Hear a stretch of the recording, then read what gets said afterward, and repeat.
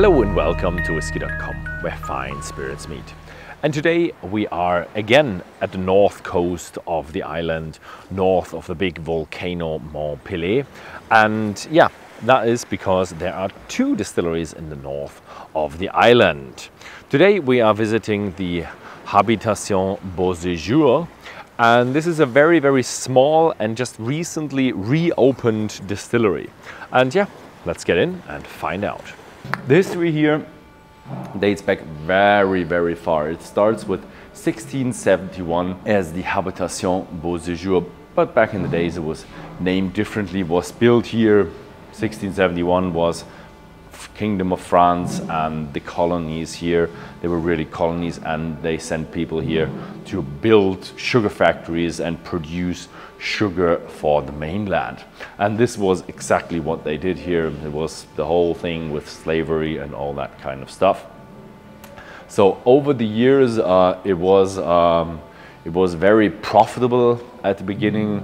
You had the labor, you had very fertile grounds, you had a lot of moisture in the air because of the Atlantic Ocean.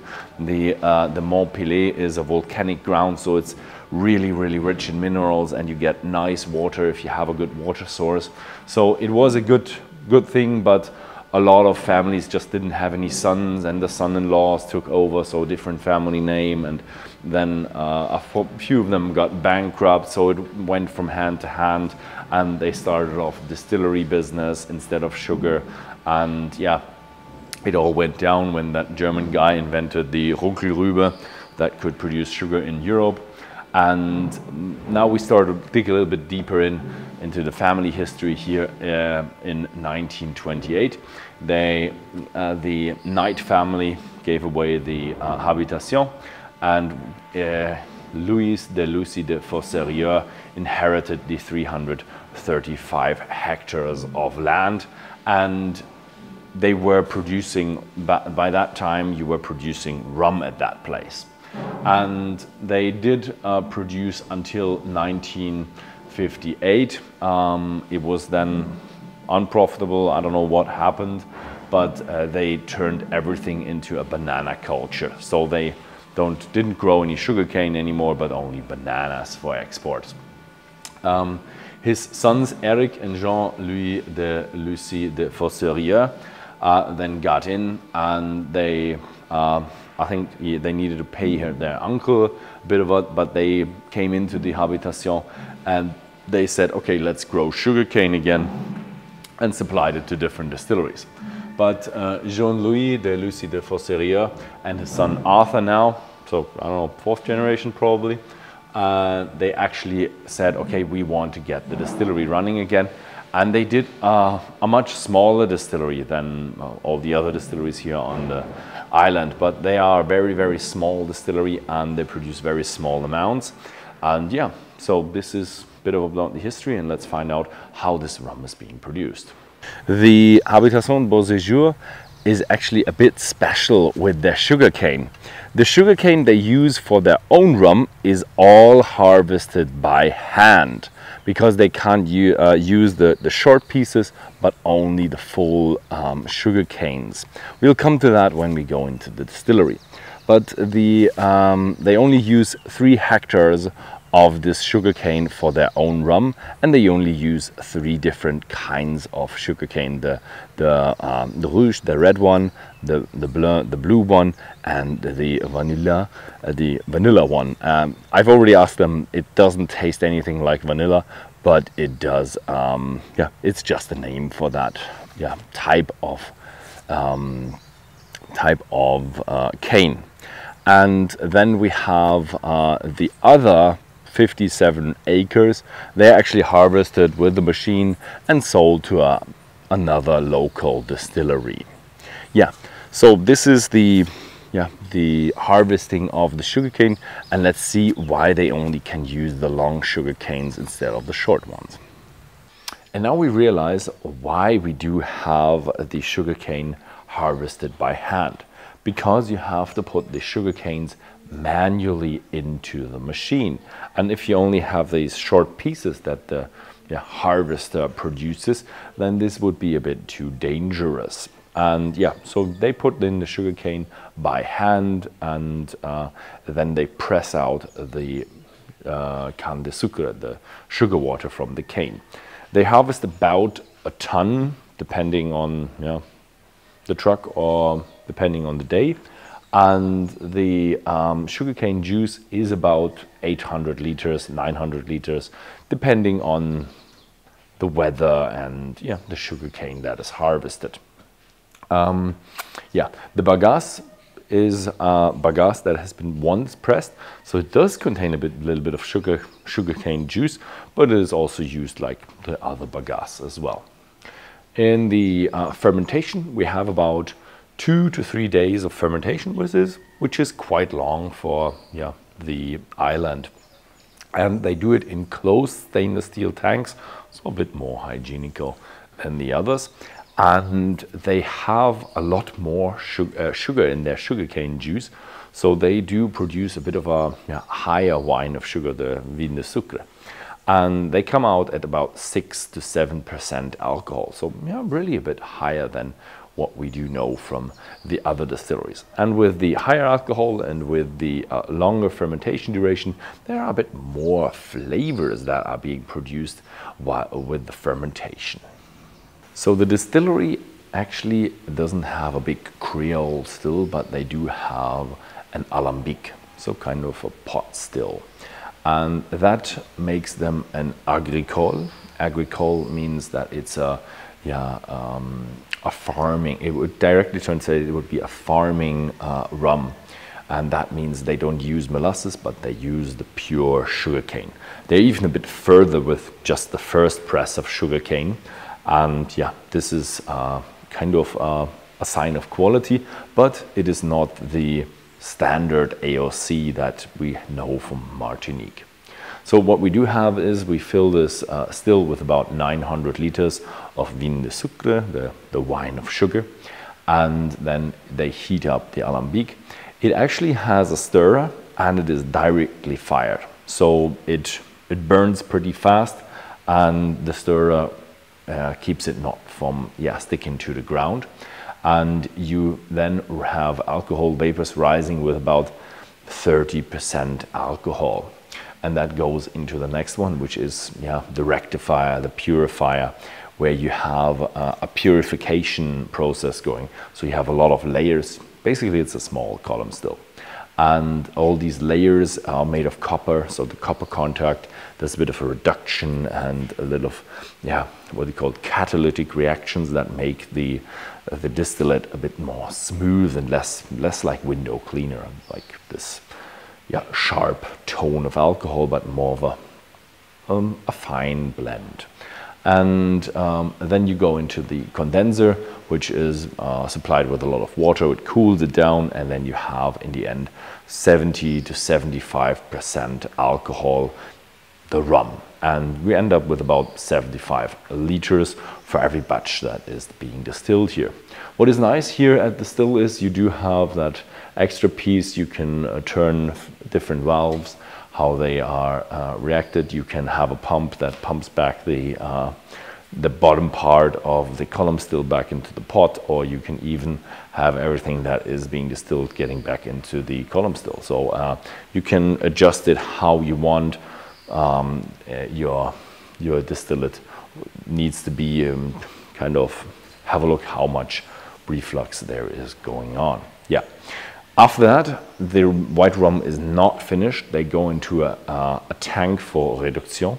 And this reduction is you add water over a certain period of time, and also you have air being pumped in there. And that is the reductive maturation. So when you have air in there, it can oxidize the very fine alcohols and the very sharp, fine flavors in there. So if you have the fine distillate being oxidized, then it becomes rounder and more drinkable, and not like vodka, more like a good rum. And after it has been ventilated and reduced to drinking strength, the white rum is ready. And if you take the white rum and put it into cask, we're getting into the brown rum territory. So let's have a look at the casks. The distillery is not open for so long yet, and as they only produce 70 liters or 75 liters per day, that is just around about 100 bottles. There is not that much of a cellar around here, but I am standing in a cellar with a decent amount of casks, and if I look at them, there is a lot of French oak, so a lot of fresh French oak. Some of it here looks like it is Armagnac, Cognac, and a few wine casks here and there. And they also told me that they do have bourbon barrels as well, but it looks like we are going more for the French oak style than the sweet bourbon style character of rum. That was it with the production. The rum is still waiting to be filled, and as they are very young, they don't have that much yet, and I will try one or two of their rums now. So this was it with the production, and now I'm standing here with Jean-Louis de Lucy, and you are the 4th generation here at the distillery, and exactly. Your son is already 5th generation. Exactly. Very nice. So thank you very much for having us here at Habitation Beauséjour. Very welcome. Yeah. I'm happy to visit Beauséjour and to taste Rhum HBS. Okay, so I'm sorry also for my poor English. It's fine. It's fine. I am best in Creole, the local language. I prefer local language. Yeah, my French is petit français. Okay. So I have to apologize. So we try. But we will find a way. Okay. Yeah. So what do we have? 3 white rum and 1 dark. Okay. This rum are produced, this one 4 years ago. Ooh, okay. And this one this year. 23. Yeah. Okay. So the first one is called La Dame. What is it called? Dame Jeanne. So it's a normal one from like the years before. Exactly. Okay. Can we try it? Yeah, sure. With pleasure.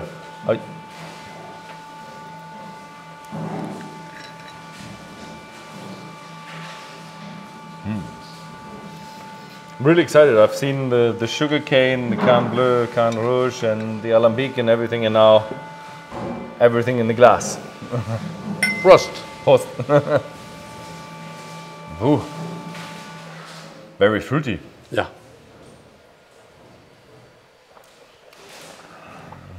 The Alambic. The Alambic gave a very fruity taste. You feel the taste of the sugar cane, really.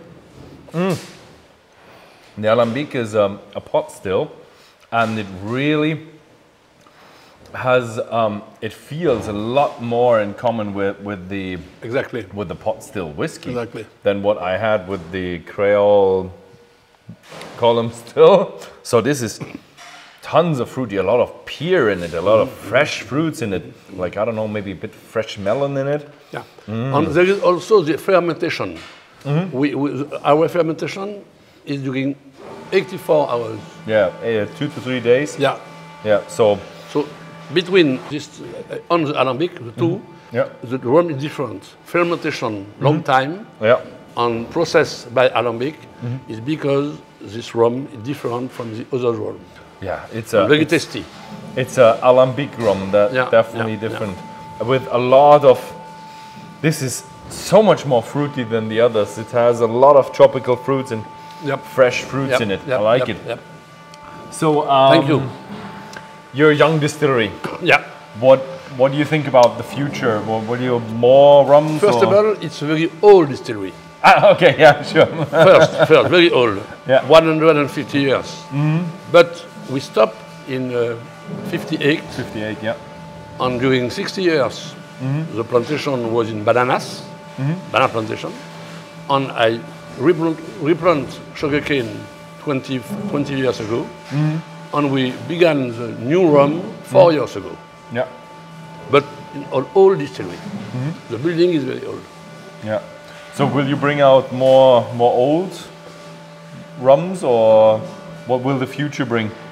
So we don't think we will be with big production. Okay. We will stay with a small production because the Alambic can produce maximum 100 liters of rum at 50 degrees by day.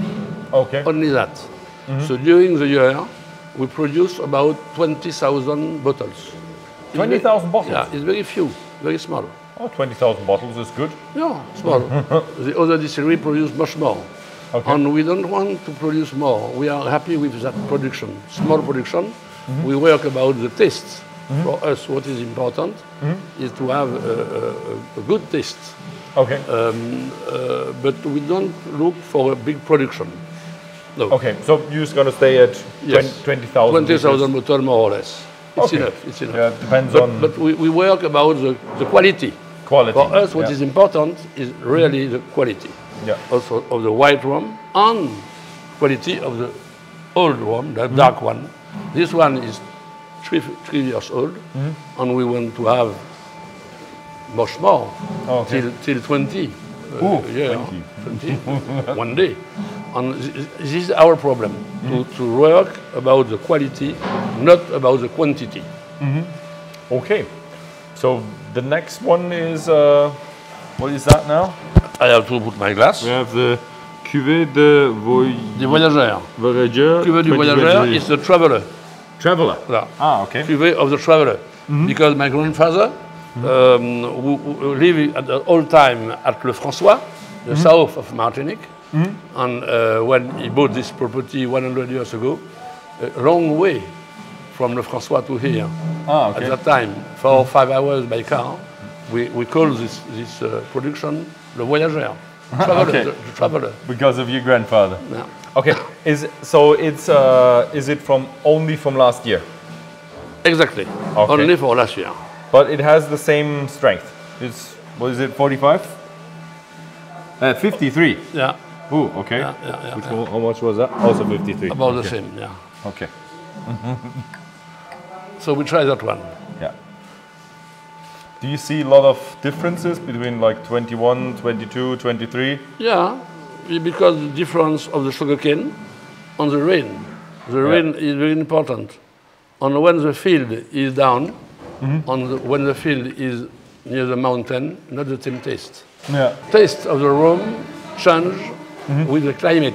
Yeah. When we are down, Yeah. when the field is down near the sea, Yeah. and when the field is near the mountain, the rain is different. Much more rain under the mountain. So when the field is very wet with the rain, the taste change between dry sugarcane and wet sugarcane. You Okay, understand what I mean? you feel that in the production. Yeah. And- the taste change. It is not the same taste. And you have sometimes dry year and sometimes wet year where you have a lot of rain? Yes, and yes. So how was 2023?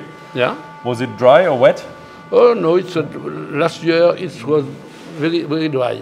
Dry? Yeah. Okay. Look, this year we have a nice. I think that one. We have very nice sun also this year. Huh? Okay. But we need sun. We need sun to have the good taste. Okay. When we have too much rain, the taste of the rum is not as good.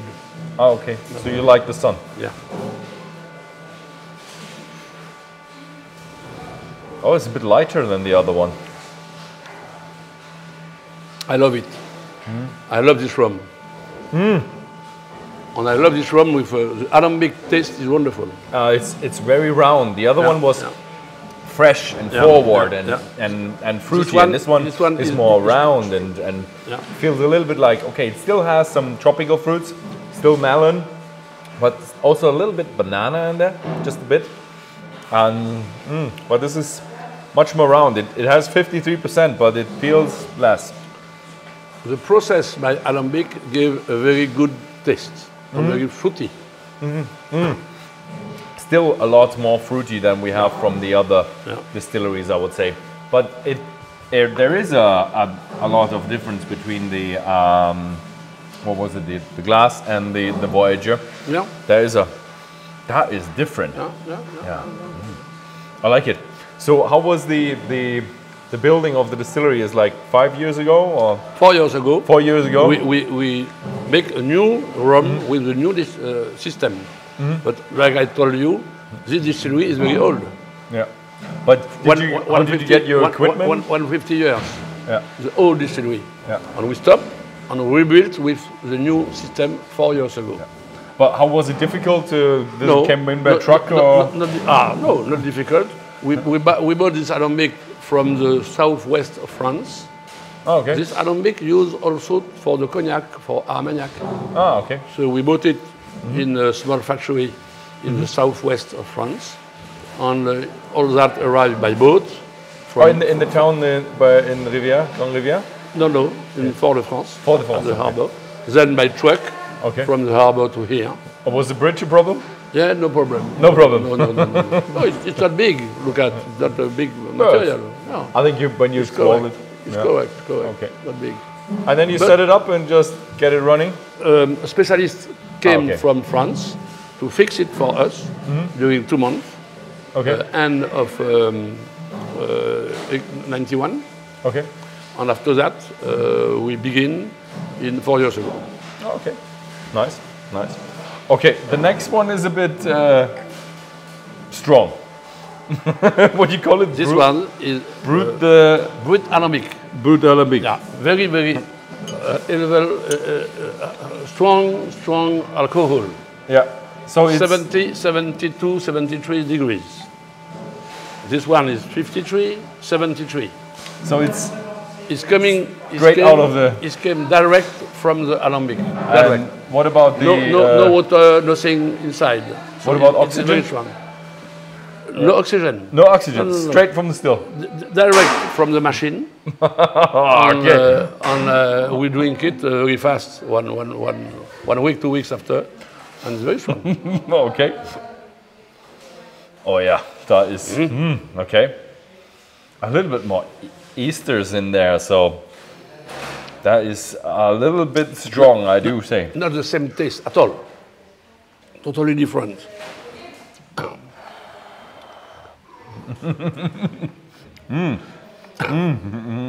Different. Oh. Huh? But it's good. Tasty. It's very tasty also, but stronger. But 20 degrees more. Yeah. Again, Alembic is so fruity. Yeah. So fruity. Yep. I'm okay with you. Yeah, but this one, I would say, a little bit pineapple in it. But again, a lot of pears, fresh fruit, green fruits.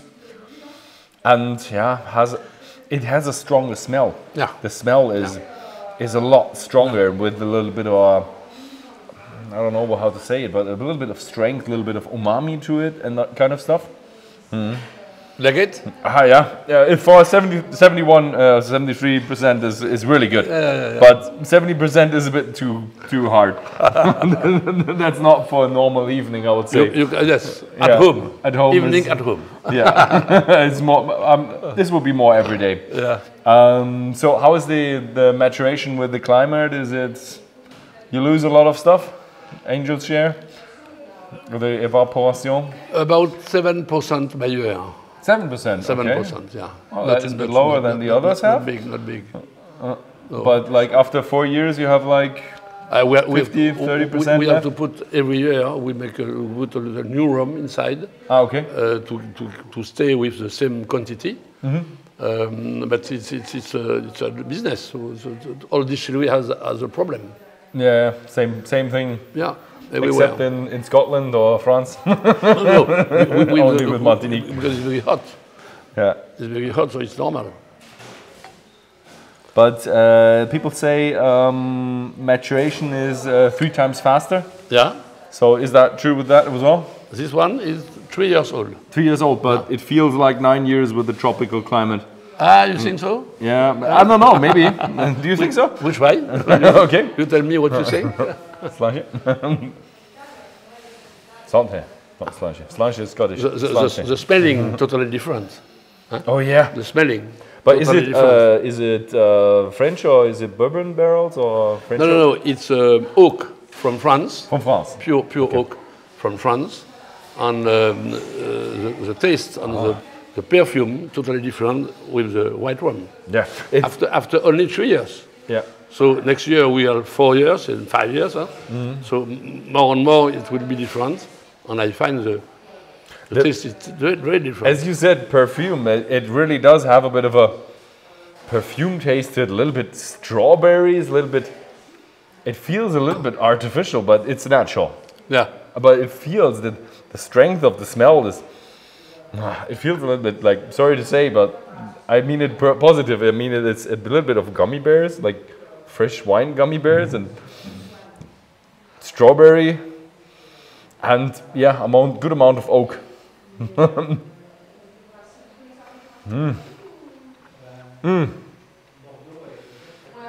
Oh, that is something else. What is really nice is you have that distillery character of that alambic.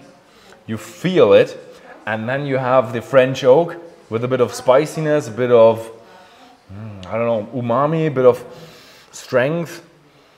Oh yeah, that is really good. And in 4 months, we will have the dark one with 4 years. You have to come back to taste it. Yeah.